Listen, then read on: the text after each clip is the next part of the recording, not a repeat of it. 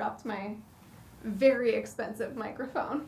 What's up, everybody? I hope you're doing well. This week's episode is inspired by something that popped up in last week's episode. Last week, I looked at the top therapist posts on Reddit for 2024, and the last post that we looked at in that episode was somebody just absolutely gushing about how much they love being a therapist, which same. But it reminded me too of just how many people are feeling so unhappy in the work that we're doing. Like, there's so much to this job than just like whether you like being a therapist or not. There's aspects of your work environment, your personal life, whether you're working too much and getting underpaid. Like, there could be any number of things. And so a lot of folks might really love aspects of this profession of being a therapist, but might also be feeling really unhappy as a therapist. And so I thought it might be helpful to make like a little triage video. If you're feeling unhappy as a therapist, here are some steps you could consider running through to help you pinpoint what's going on and then potentially make some corrections, adjustments so that hopefully you don't have to just keep feeling this way. Of course, I have to give the disclaimer that this is not like clinical professional advice, but this is loosely, I think, the list of steps that I would run through if I found myself feeling really unhappy in my job as a therapist. So I'm just sharing those with you, take it or leave it. But maybe there might be some helpful tools in here for you as well. First of all, I want to say if you clicked on this episode because maybe you're feeling unhappy, whether as a therapist or for any reason for that matter, I just want to send all my heart emojis your way. I hope you find this helpful and at the very least supportive and validating. I think there is something more systemic happening, but it is really helpful to pause and see what's within our reasonable power so that we don't have to keep feeling this way. So I'm here for you. I hope you find this helpful. Here are some of my personal kind of default steps that I like to try to run through if I'm somehow feeling unhappy about anything, and particularly if it were to come up related to our profession as a therapist. First and foremost, given the nature of our profession, I think it's always a good idea to start by assessing for potential for burnout and compassion fatigue.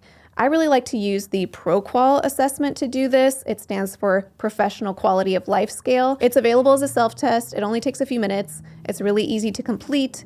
And then it gives you some assessment results for how you're doing as far as burnout, compassion fatigue, and also some of those kind of like positive feelings of like, I love my job. This is rewarding. If those things are out of balance, that's really helpful to kind of see that laid out in the ProQOL. I've linked to the ProQOL self-test in the description of this episode, so feel free to have at it. When burnout is at play, to me, it involves a very different set of changes than what I'm going to talk about in the rest of this episode. So if you do the ProQOL and you are clearly just burnt, like you're toast, I would make a big pivot. You can pivot out of the rest of the tips of this episode and make some really aggressive changes to your work, your career path within your reasonable power to help keep that burnout from spiraling into a much worse place. I've already made some episodes all about burnout, so I will link to those in the description as well. But even for those of us who aren't flagging like severe burnout on an assessment like the ProQOL,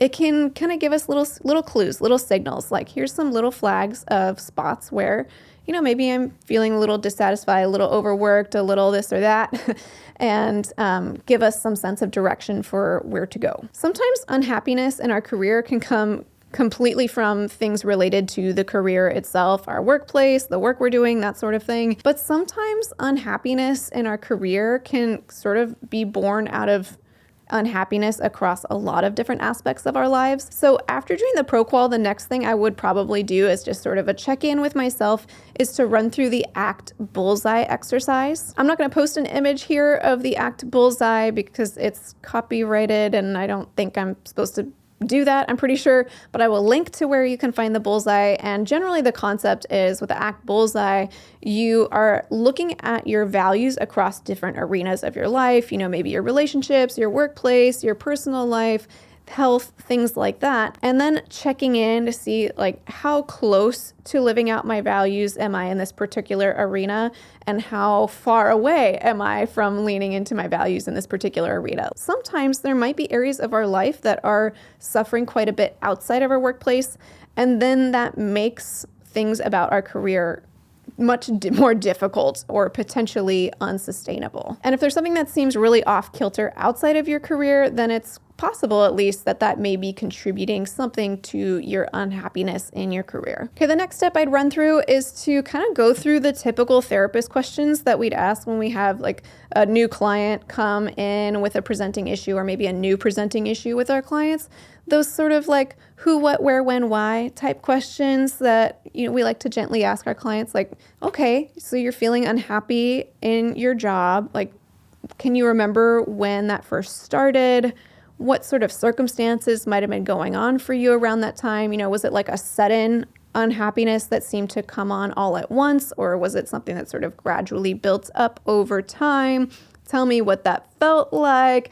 You know the drill, because we do this with our clients all the time. Try to like put your therapist hat on and ask yourself these sorts of questions, or if that feels tricky because it's totally normal to not, it's harder to do this with ourselves than with somebody else, then you can invite a therapist friend to help you kind of run through these sorts of questions. Or you could pull up questions and like answer them in a journal or something like that. See if anything comes up, see if anything relates back to what we learned from the ProQOL and the ACT Bullseye, and hopefully you're starting to get some like little pieces of data, like some puzzle pieces. There are definitely common reasons why therapists say they're unhappy, so I'm going to just list some of those reasons, and you can kind of check in with yourself to see if any of these might be at play for you. Reasons I often hear therapists give for why they're feeling unhappy with their work is being overworked, underpaid, or poorly treated. Or perhaps if you're working for yourself in a private practice setting, maybe along with being underpaid, like not having enough clients. And sometimes these different reasons can overlap with each other and have a compounding effect. So definitely check in to see if any of the items on that list apply to you, make note of them, and then carry on to the next steps. There's this phenomenon I see happen so often with therapists where they get to this point where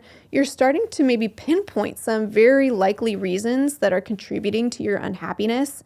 And then rather than saying, okay, let's problem solve, the little dark minions come in and say not nice things to invalidate whatever might be coming up for you. So the next step is to validate whatever has come up for you thus far. Whatever the reasons are that you're starting to identify might be contributing to your unhappiness, whatever your emotions are, your reactions, your thoughts, like validate them. It's so common for a therapist to get to a point of pinpointing something like, okay, I'm overworked in my workplace, and so that's why I'm feeling unhappy. But then as soon as that sentence is finished, to follow it up with, but I should be grateful because at least I have a job, at least I have a roof over my head. And yes, we should be grateful for all of those things, but sometimes that can just act as an invalidation where then it gets followed up with, so I shouldn't be unhappy. And that just eliminates all the nuance from the